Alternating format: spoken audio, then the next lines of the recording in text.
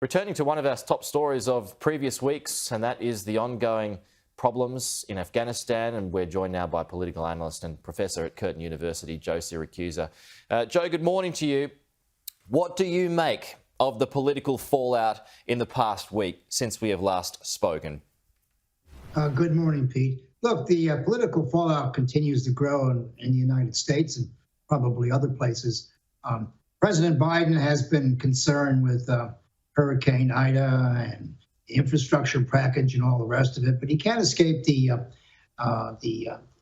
momentum to hold him accountable. Now, while there are people who will argue with him that America's war would have to end one day, almost everybody agrees that the way it ended was inexcusable. The admirals and the generals have gone on into the media, television, and the rest of it, arguing that the president should have listened to them. And there's a very interesting thing here. While the military was very happy to see the back of Donald Trump, they were very happy to see the President Biden. And of course, Biden ignored their advice in terms of the evacuation, so they're all very angry with him. And there's really no one left to blame. But I saw this morning that a number of people in Congress have already organized articles of impeachment against Secretary of State Blinken. He's number 5th in line for the president.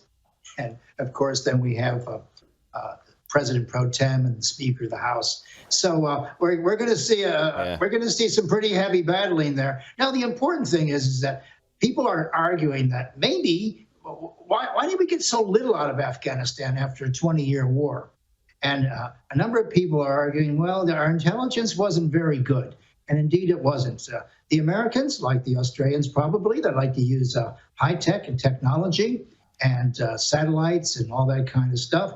And of course, what we needed in a place like that, particularly with the divisions within the Taliban, we needed human intelligence. One of the reasons the United States was able to help the Colombian government break the back of the terrorists there was because they had about 500,000 informants in the field. In this war, all we have are drones and satellites and the rest of it, and human intelligence doesn't work. So people are going to start to look at this, and they're going to conflate. They're going to put together the anniversary of 9/11 and the debacle in Afghanistan and try to draw some long lessons out of this. And the long lesson is that we can't afford to give up a place like Afghanistan in terms of its geopolitical significance. I mean, here's a place that's the sphere of influence for Russia. It is borders on China, Pakistan, and Iran, and we have nuclear weapons all over the place. And now we have a radical Islamic regime, which is in bed with Al-Qaeda, not to mention ISIS on the side. And so how are we going to counter that? That is why a number of military people are arguing the military fallout is we're going to have to go back there in 2 to 3, maybe 4 years. So we're not done with that part of the Middle East. Yeah. But Joe Biden's troubles continue to double down on him, and people want to know exactly what went wrong. And I'll tell you what, the presidency ages people. And at 78 years old, the president's getting older every day. Yeah.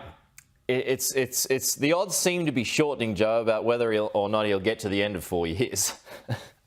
No, he won't get to the end of 4 years. Look, the great journalist once said in St. Louis that all the odds in life are 9 to 5 against. And so I'd say that his odds are probably 9 to 5 against. I don't think he's going to make it.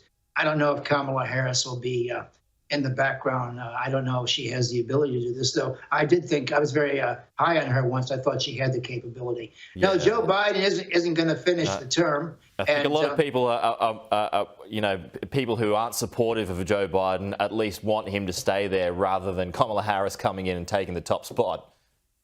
Well, there are a number of conspiracy people who argue that Biden was chosen to screw up so Kamala Harris can catapult into the White House.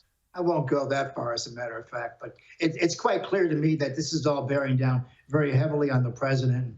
And look, I don't believe in all this cognitive stuff, but he was slurring his words and his thoughts the other day. You can see he was struggling with the teleprompter, and that's never a good sign. Yeah, but I'd say that's the leader of the free world right there. Hey, Joe, we're out of time. We'll talk to you soon. Okay. Talk to you again next week. Appreciate that. Thanks, Joe.